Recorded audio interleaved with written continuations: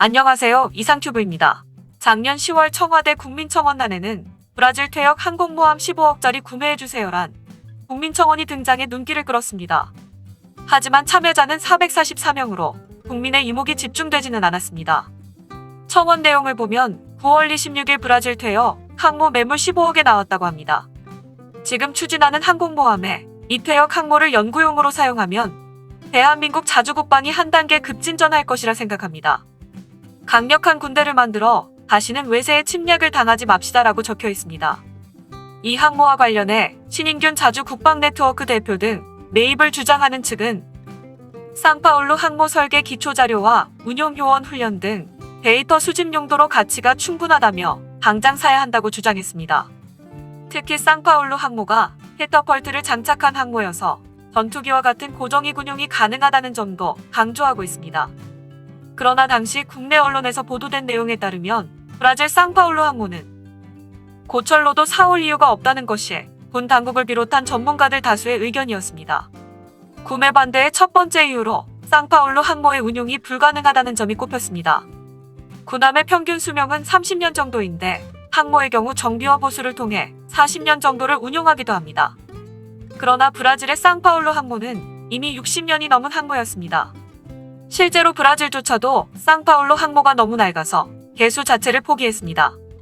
브라질은 현재 영국에서 퇴역한 오션급 상륙함을 가져와 대신 사용하고 있습니다. 게다가 해군이 무리해서 훈련용으로 사용한다 하더라도 우리나라의 상파울루 항모에 올릴 전투기가 마땅치 않은 게 현실입니다. 향후 도입 가능성이 점쳐지는 5세대 스텔스 전투기 역시 마찬가지입니다. F-35B는 수직이 착륙기라 사출기가 필요 없고 해군용 F-35C는 무거워서 상파울루 항모의 사출기로는 사출이 안 됩니다. 기술 습득 측면 역시 무용하다는 게 중론이었습니다. 상파울루 항모는 1950년대 기술 기반의 항모로 현재 건조되는 항모와는 기술력 차이가 극심합니다.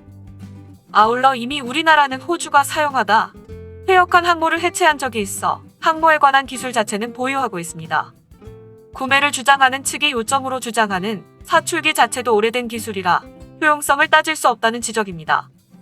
상파울루 항모를 건조한 프랑스가 해당 사출기 기술을 가졌지만 정작 차기 원자력 항모인 샤를드 골급에는 미 원자력 항모의 주령 이미츠급에 사용된 사출기를 도입한 것이 좋은 예입니다. 마지막으로 산업적 측면에서 고철로 팔아 수익을 낼 수도 없다는 이유입니다.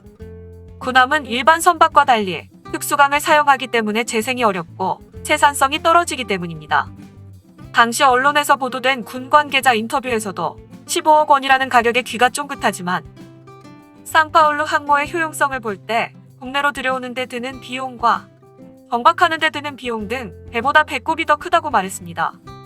또한 김동혁 경남대 극동문제연구소 교수 역시 인터뷰에서 값비싼 비용과 지대지 미사일 등을 탑재한 이지스함 등의 등장으로 세계적으로 항모 중심의 작전 개념이 바뀌고 있다며 브라질 역시 항모에서 잠수함 운용으로 작전 개념을 바꾼 것으로 알고 있다.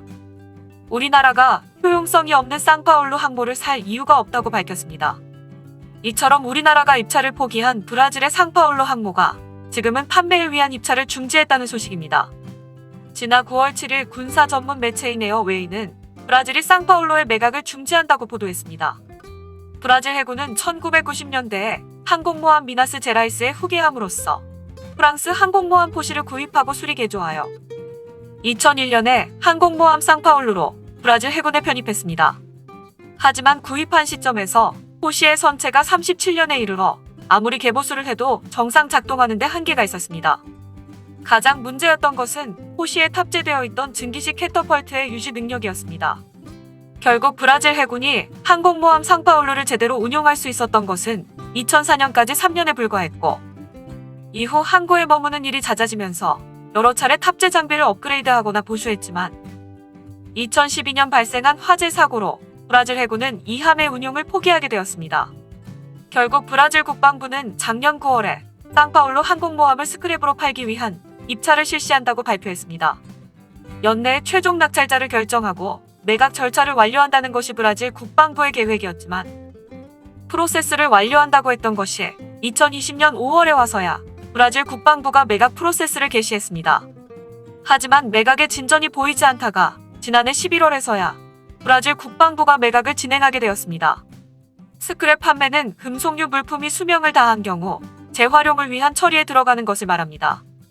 상파울루 항공모함의 최저 입찰가는 127만 달러로 책정됐으며 이 입찰에는 총 8개사가 참가했습니다. 그러나 7개사는 브라질 국방부가 지정한 요건을 충족하지 못했다고 판단돼 한 개사만이 정식 입찰자로 선정되었음에도 불구하고 항공모함 매각은 돌연 정지되고 말았습니다. 현지 언론에 따르면 프랑스가 건조한 항공모함 포시에는 약 900톤의 성면과 중금속이 사용됐고 프랑스와 브라질이 체결한 계약에는 항공모함 해체 시 환경에 악영향을 주지 않는다는 조건이 포함되어 있기 때문에 프랑스는 계약에 포함된 조건을 내세워 항공모함 상파울루 매각에 개입하고 함 해체는 설비와 기술이 갖춰진 EU 조선소에서 할 것을 요구해 왔다는 게 전말이라고 현지 언론은 전했습니다. 분명 프랑스의 요구는 계약에 근거한 것이므로 틀린 것은 아니지만 2019년 1월 취임한 브라질의 보르소나루 대통령과 프랑스의 마크롱 대통령은 매우 사이가 나쁘며 특히 아마존 산림지대에서 반복적으로 발생하는 대형 화재에 대해 양측은 서로를 비난했습니다. 브라질은 아마존 산림 화재에 대해 국제사회로부터 비판을 받고 있습니다.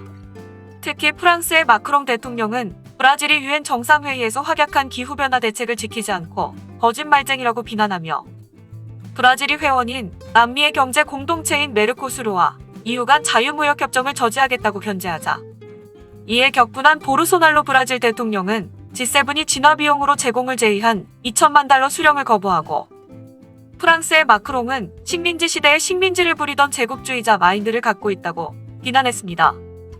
또한 마크롱은 세계적인 문화유산인 노트르담 성당에 예견된 화재도 피하지 못했으면서 우리를 가르치려 든단 말이냐고 말했습니다.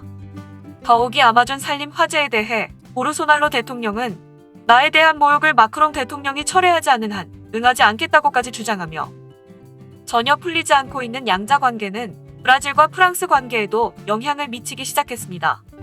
프랑스가 기아나에서 브라질을 침공해 올 것을 가정해 작성된 브라질군의 방어 시나리오가 언론에 노출돼 세상을 놀라게 한 적도 있습니다. 당연히 프랑스도 보르소날로 대통령이나 브라질을 달가워하지 않기 때문에 의외로 마크롱 대통령의 사주로 상파울루 항모의 매각을 방해하고 있을 가능성도 없지 않습니다. 브라질 국방부나 해군 모두 상파울루 항모의 매각 과정이 중단됐거나 언제 재개될지에 대해 함구하고 있어 진상은 알 수 없지만 만약 프랑스 측의 의도적인 방해라면 보르소날로 대통령이 침묵하지는 않을 것입니다. 국제정치와 군수산업은 많은 연관성이 있습니다. 두 나라 정상의 사소한 감정 싸움은 상파울루 항모의 스크랩 매각의 향방을 어렵게 만들고 있습니다. 이상 마치겠습니다. 시청해주셔서 고맙습니다. 이상큐브였습니다.